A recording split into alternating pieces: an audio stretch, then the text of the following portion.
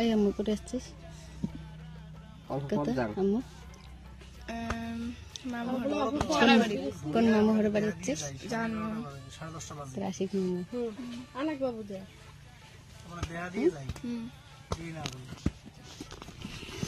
হ্যাঁ দেখা দিয়ে যায় দিনে জেলে করবে লেখছে